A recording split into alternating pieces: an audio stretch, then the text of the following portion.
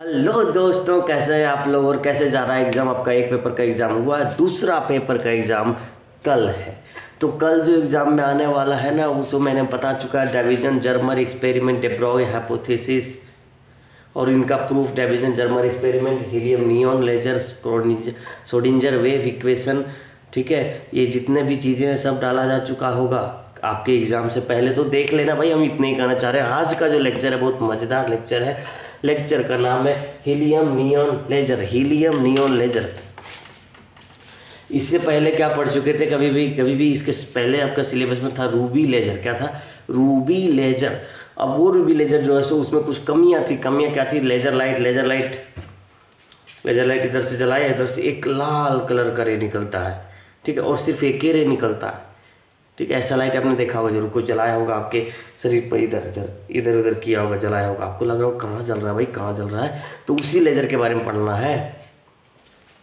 तो इससे पहले जब हमने पढ़ा था रूबी लेजर ना, तो उसमें दिक्कत क्या थी उसमें एक बार लाइट निकली, फिर कुछ देर बाद फिर लाइट निकली, फिर किसी बार फिर से लाइट निकलेगी। मतलब रेगुलर लाइट नहीं निकलती, कंटिन्यूअस लाइट का इमिशन नहीं होता था। इसके कारण हमको बहुत किचकिचाहट लगता था, यार ये लाइट हमको देखने में। मतलब आप ऐसे सोचो ना यार, एक बल्ब जला दी, थोड़ा देर जला, फिर बंद हुआ, जला बंद हुआ, जला बंद हुआ। कैसा लगेगा? दिमाग में लगेगा फोड़ दे बल्ब को, लगेगा कि नहीं।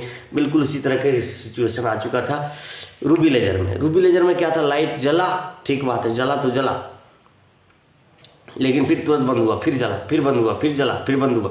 मतलब लाइट जो है सो कंटिन्यूअस नहीं निकलता था उस लेजर लाइट से, इसीलिए हो गई प्रॉब्लम। तो आया हीलियम नियॉन लेजर। क्या आया? हीलियम नियॉन लेजर, उसके जस्ट एक साल बाद। तो इस लेजर की क्या खासियत है? सबसे पहले ये जान लो भाई, लेजर का फुल फॉर्म क्या होता है। Light amplification due to stimulated emission of radiation. मतलब यहाँ पर क्या हो रहा है? इमिशन ऑफ रेडिएशन का इमिशन हो रहा है, इसीलिए हमको क्या पढ़ना है? लेजर इसका फुल फॉर्म होता है। बात समझ में आ गई? इसके बाद देखो इसका क्या क्या खासियत है, इसका क्या खासियत है। ठीक है, ये कंस्ट्रक्शन है, ये फिगर को बाद में देखेंगे कैसे याद रखना है। ठीक है, खासियत है गैस लेजर है। ये क्या है? Gas laser. इसके अंदर क्या भरा जाता है? गैस, याद रखेगा। दूसरा है कि 4 लेवल लेजर, इसमें 4 एनर्जी लेवल होता है। कितने एनर्जी लेवल? 4 एनर्जी लेवल, इसलिए इसको 4 लेवल लेजर कहा जाता है। इसके बाद active medium helium with neon. Active medium जो सबसे ज़्यादा काम करना, इसका सबसे ज़्यादा मेन काम करने वाला, मेन फंक्शन करने वाला जो क्वांटिटी जगह है, वो कौन सा मीडियम है? हीलियम और नियॉन का, जो कि भरा जाता है इसके बीच में चैम्बर में। बताएंगे क्या है सो। ठीक है, हाई एफिशिएंसी है। हाई एफिशिएंसी मतलब एक बैटरी लगाएं तो 5 दिन तक आराम से चल सकता है, 10 दिन तक आराम से चल सकता है, 1 महीने तक आराम से चल सकता है। ऐसा नहीं कि एक बार जलाएं फिर बैटरी चेंज करो, एक बार जलाएं फिर बैटरी चेंज करो, ऐसा नहीं है। एफिशिएंसी है, माइलेज देता है। एक बैटरी जलाएं तो 20 दिन का माइलेज देता है, इसका मतलब हाई एफिशिएंसी है। कंटिन्यूअस लेजर आउटपुट, मतलब इस लेजर से जलाएं तो लगातार लाइट निकलते ही रहता है, बंद करें तभी बंद होता है। और नहीं तो रूबी लेजर जो था, एक बार जलाए लाइट के, फिर बंद हुआ, फिर गया, फिर बंद हुआ, फिर बंद गया, फिर बंद हुआ, मतलब वही है, समझ लो। ठीक है, और electric pumping is use. Electric pumping का मतलब है कि हम किसी से करंट देते हैं और उस करंट को देने के बाद उसमें डिस्चार्ज करते हैं, गैस को डिस्चार्ज करते हैं, मतलब इलेक्ट्रिक शॉर्ट उसमें देते हैं। ठीक है, वो देखेंगे अभी यहाँ वर्किंग में, है ना। और no external cooling is required. इसका मतलब एक बार एनर्जी दे दिए थे, एक बार ठंडा करने के लिए, दूसरी बार कूलिंग करने की जरूरत नहीं है, अपने आप कूलिंग हो जाती, क्योंकि ये क्वांटम फिजिक्स है, रेडिएशन के बारे में पढ़ रहे हैं, समझ आएगा। तो स्टार्ट करते हैं अब इसका कंस्ट्रक्शन में। नोट्स आपको मिल जाएगा, टेंशन लेने की जरूरत नहीं है, और ध्यान से चलते रहना है। देखो भाई, इसका कंस्ट्रक्शन आपको आज कैसे रखोगे? एच के रखो। देखो हीलियम शुरुआत में कितना है? एच है, तो इस तरह से इसका कंस्ट्रक्शन आज रखना। एच हो रहा है ना, उसी तरह देखो यहाँ पर एक एक बात को ध्यान से समझो। ये मिरर है, ये क्या है? मिरर। और ये मिरर फिगर बता रहा हूँ मैं, मिरर है, लेकिन ये 100% रिफ्लेक्शन देता है। जो भी लाइट आया सबको वापस रिफ्लेक्ट करा देगा, जो भी लाइट आया सबको वापस रिफ्लेक्ट करा देगा। ठीक है, ये हो गया 100% रिफ्लेक्शन वाली लाइट के लिए हीलियम नियॉन लेजर। ये इधर भी एक मिरर लगाया है, जो कि नहीं पार्शियली, मतलब 80% जो है सो ये रिफ्लेक्ट करता है, सब लाइट को बाहर ही निकलता है, कुछ कुछ कुछ रिफ्लेक्ट करता है, समझ में आ गई।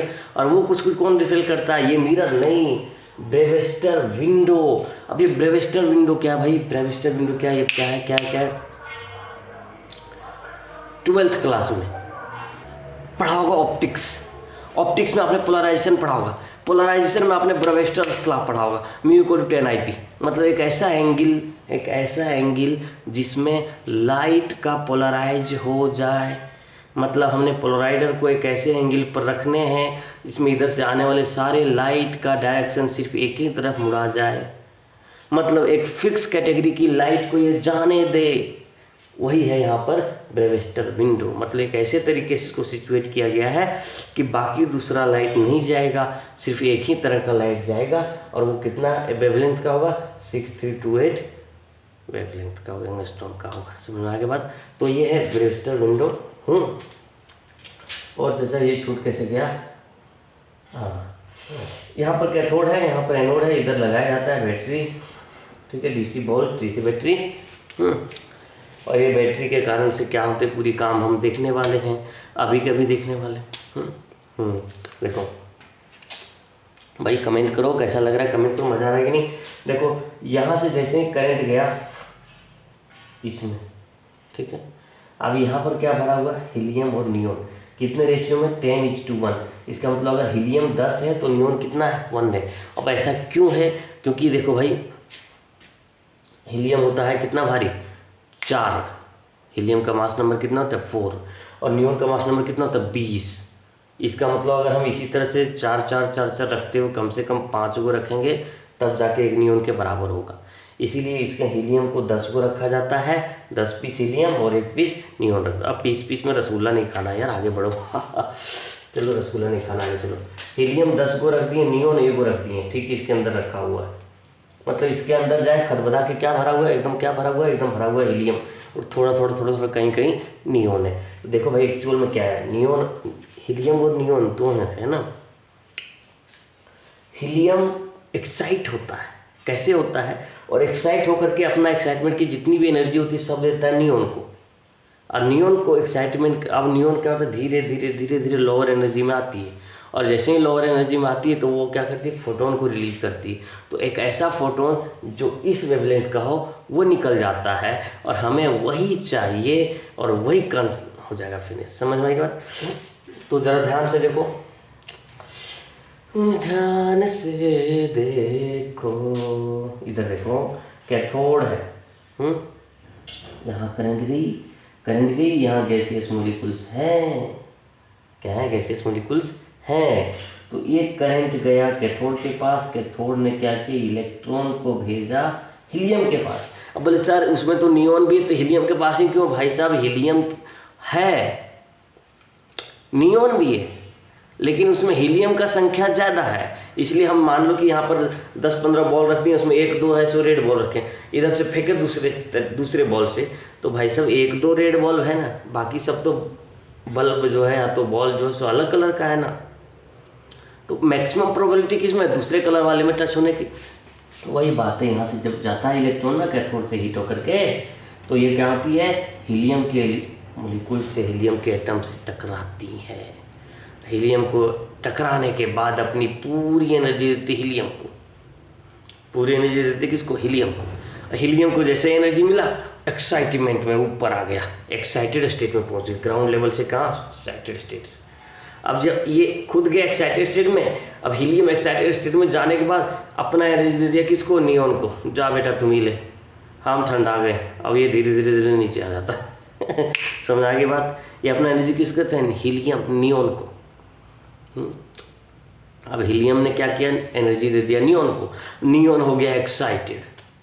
अब थोड़ा देर बाद नियोन हो गया एक्साइटेड, अब थोड़ा देर बाद नियोन जो है सो हायर एनर्जी लेवल से लोअर एनर्जी लेवल में आती है, फिर वहाँ से और नीचे आती है। जितना बार नीचे आती है उतना बार फोटोन को इमिट करती है, और वही फोटोन, एक ऐसा फोटोन जो इस वेवलेंथ का है वो बाहर निकलता है, और हम देख पाते हैं उसको रेड कलर में।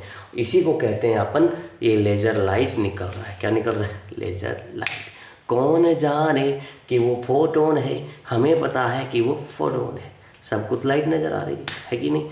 तो अभी हम एनर्जी लेवल डायग्राम बताते हैं, और एनर्जी लेवल डायग्राम को बताने के बाद एक्चुअल बढ़िया से समझाते हैं कि एक्चुअल में ये होता आखिर कैसे है। लाइन पर बने रहने के लिए धन्यवाद। हेलो बच्चों, तो ये रहा ये है एनर्जी लेवल डायग्राम। जरा सा समझोगे, क्योंकि चूंकि कल एग्ज़ाम है तो ज़्यादा रटना ना पड़े, इस हिसाब से मैंने इसको शॉर्ट में करके अपने हिसाब से बनाया। बुक में ऐसा नहीं रहता है, बुक में थोड़ी अलग मिलती है। लेकिन अगर आप इसको याद रख करके इसी को एग्ज़ाम में लिख दोगे तो आपका नंबर कट जाएगा। ऐसा बिल्कुल नहीं सोचना है पूरा का पूरा नंबर मिलेगा। बस लिखने का तरीका होना चाहिए यार। थोड़ा सजा के लिखो, बढ़ा करके लिखो, संवार के लिखो, तो तेल वगैरह लगा लो, है ना, पाउडर लगा लो, fair and handsome, fair and lovely सब लगा दो यार, बढ़िया बन जाएगा अपने आप, है कि नहीं। तो बच्चों ये है हीलियम का एनर्जी लेवल, और ये है ग्राउंड लेवल नियोन का। ये हीलियम का तो ये है हीलियम का, ये है नियोन का। देखो कि ध्यान से थोड़ा सा हम क्या कर रहे हैं, जूम कर लेते क्या। थोड़ी लाइट चली गई है और यहाँ पे इलेक्ट्रिसिटी का भी प्रॉब्लम है, तो टेंशन मत लेना, तुरंत समझाते तुरंत समझा। हीलियम यहाँ से जब करंट जाता है कैथोड में, और कैथोड से इलेक्ट्रॉन इमिट करके कहाँ पास करना चाहती, एनोड के पास। तो कैथोड और एनोड के बीच में जाने के बीच में इलेक्ट्रॉन को क्या मिलती है, इलेक्ट्रॉन को मिलती है हीलियम के एटम्स। हीलियम के एटम्स को क्या करती है, इलेक्ट्रॉन कोलाइड करते हैं। क्या करते हैं, इलेक्ट्रॉन कोलाइड करते हैं। अब इलेक्ट्रॉन जैसे ही कोलाइड किया हीलियम के एटम से, तो हीलियम के एटम क्या हो जाते हैं, एक्साइट हो जाते हैं। तो एक्साइट होने के कारण जो हीलियम एटम जो ग्राउंड लेवल जो एनर्जी है उससे उठ करके हायर एनर्जी लेवल में चले जाते हैं। तो हमने यही देखा कि ये जो हीलियम है वो एक्साइट होकर के क्या गया, हायर एनर्जी लेवल में पहुँच गया, राम में राम पहुँच गया। अब यहाँ से जाने के बाद हीलियम का काम खत्म। अब हीलियम एक्साइटेड है, वो एक्साइटेड अपने पास का एनर्जी को लेकर के जोर से धक्का मारता है किसको, नियोन को। अब नियोन को जैसे ही जोर से कोलाइड किया तो एनर्जी कहाँ चल गया, नियोन के पास। ये नियोन के पास चल गया एनर्जी, जो नियोन का एटम है, ठीक है। अब नियोन के एटम के पास इतना एनर्जी गया तो नियोन के एटम तो एक्साइट हो ही जाएंगे, वो खुद एक्साइट हो गए, एनर्जी लेवल में चले गए, चौथा लेवल में। अब नियोन का एटम क्या है, डिफरेंट डिफरेंट एनर्जी लेवल में वापस आ रहे, ठीक है। यहाँ के बाद इसका हीलियम का क्या हुआ सर, आप कहना चाहोगे भाई यहाँ पर हीलियम का क्या हुआ इसके आगे। तो हीलियम क्या है कि इसका एनर्जी लेवल यहाँ से चुपचाप वो नीचे गिर गया, यहाँ पर कोई फोटोन वो इमिट नहीं किया, ठीक है। और क्या हुआ, यहाँ से जैसे ही एनर्जी दे दिया इसको नियोन को, तो नियोन हो गया एक्साइटेड। अब नियोन जैसे ही एक्साइटेड हुआ है यहाँ पर, तो ये चौथा एनर्जी लेवल है। ये देखो एनर्जी का पहला लेवल, दूसरा लेवल, तीसरा लेवल, चौथा लेवल। तो चौथा एनर्जी लेवल से हीलियम जो है सो आया कहाँ, तीसरा एनर्जी लेवल तक।